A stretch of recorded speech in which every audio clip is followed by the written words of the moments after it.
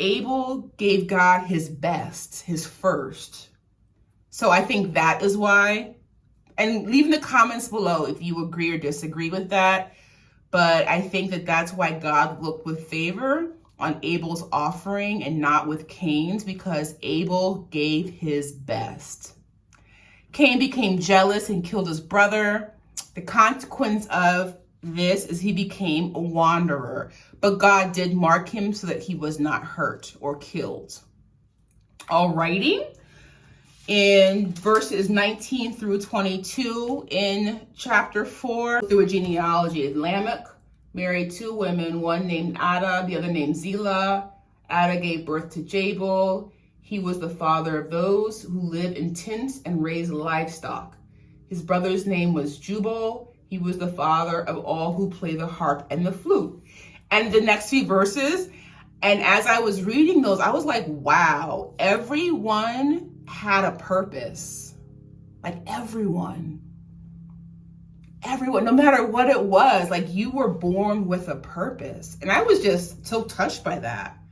And it's so funny that like, as I get older and in my, my middle age now, I'm beginning to understand what I think my purpose is. And so I was just reassured that everyone had a purpose, and their names were used to describe their purpose. But I thought, oh, wow, everyone has a purpose. Okay.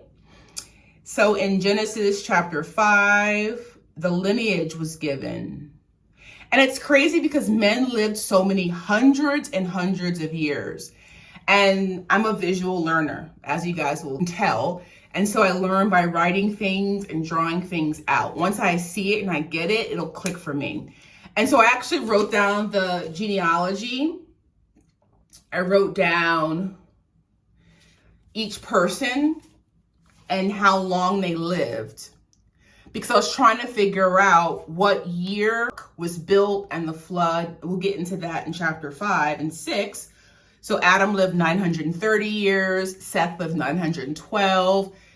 And so as I was doing that, I counted 7,625 years. But I thought the accurate way to come to the very year that the ark was built and the flood came would be the year they gave birth. So Adam gave birth to Seth when he was 130 years old. Seth gave birth to Erosh when he was 105 years old. He gave birth to Kenan when he was 90 years old. And when you add all those numbers from the day Adam was born, the flood came in 1,656 years after creation. I love numbers. I thought that was so interesting. So I wanted to share that. So Genesis chapter 5 is about the lineage. And it's so crazy because in the past, when I've tried to read the Bible, I have dreaded those chapters, so-and-so begat, so-and-so begat, so-and-so. And so it's really refreshing and kind of exciting that I see now the purpose in that being included in the Old Testament. So in chapter 6, it was so sad actually. In verse 5, it says that the Lord saw how great man's wickedness on the earth had become, and that every inclination of the thoughts of his heart was only evil at the time. The Lord was grieved that he had made man on the earth, and his heart was filled with pain. And I actually thought about it like as a parent, when the kids are disobedient, how I'm not mad at them, I'm more disappointed in them. And I think that's the feeling that God had, was just disappointment, and it hurt his heart. And so he wanted to wipe mankind from the earth. But it says in verse 8 of chapter 6, but Noah found favor in the eyes of the Lord. But Noah found favor in the eyes of the Lord. And in verse 9, it says that Noah was a righteous man, blameless among the people of his time. He walked with God. And I was like, wow. What, how powerful. He walked with God. So when you're with someone, They are side by side with, not for God, not against, with God. So God was a companion to him. He walked with God. I was like, wow, I want to walk with God. That's amazing. And because of his righteousness, God tells Noah in verse 14 to build an ark. I have a star. It says, God loves his people. Oh, this is what I wanted to point out. In verses 14 through 21, you guys, he gives directions about the ark. Make yourselves an ark of cypress wood, make rooms in it, coat it with pitch inside and out. The ark will be 450 feet long.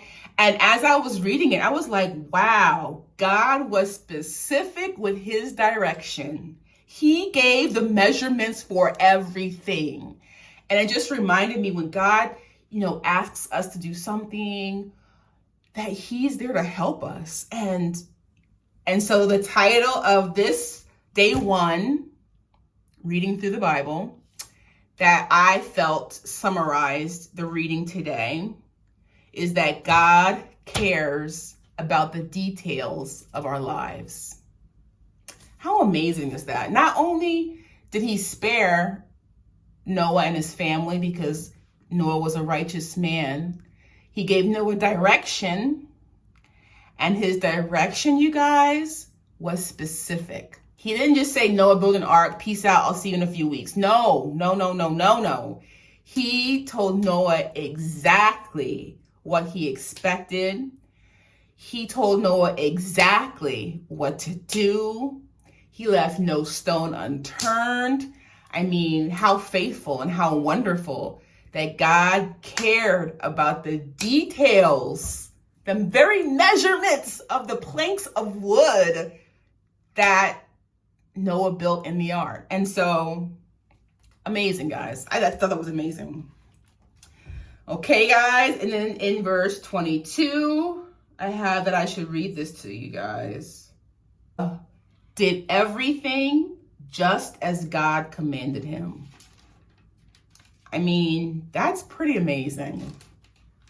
Like, how amazing is that? Not only did Noah walk with God, and not only was God specific in his instructions to Noah, in turn, Noah did exactly as God told him to do. Amazing, you guys. And then in chapter 7, it goes into the work that Noah put into the ark. So, and then the floodwaters come in verse 6 of chapter 7. Noah was 600 years old when the floodwaters came on the earth. And it talks about his sons and his wife and his sons' wives, how they all were able to escape the waters of the flood. For 40 days, the flood kept coming on the earth and the waters increased. They lifted the ark high above the earth. Verse 22, everything on dry land that had the breath of life in its nostrils died. Every living thing on the face of the earth was wiped out. Men and animals and the creatures that move along the ground and the birds of the air were wiped from the earth. Only Noah was left and those with him in the ark. The waters flooded the earth for 150 days.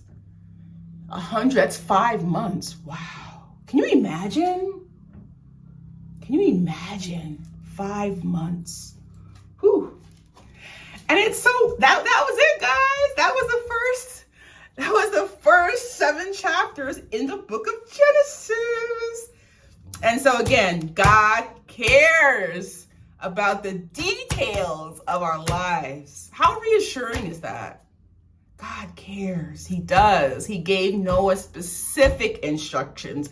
Not only did he save Noah, his wife, his sons' wives, not only did he save Noah and his family because Noah was righteous and walked with God, God gave Noah such specific directions on how to build a vessel that would actually save humanity. And, the story that he brought a female and a male of each species so that when the flood was over, to repopulate the earth. And so it just touched me. God cares about the details of our lives. Okay, tribe? Okay. So tomorrow's reading, just as a friendly reminder, tomorrow's reading for day 2 will be Genesis chapters 8 through 14. Tribe, do me a favor. Please leave in the comments below if you are on this journey. Below whether you would like the upload in the morning or in the evening, because I want to upload the video the same time every day so that you can know when to expect it. All right. All right. Oh, my little makeshift area, filming area here in the bathroom. I hope that your year's off to an awesome start. I will see you in tomorrow's video. Bye.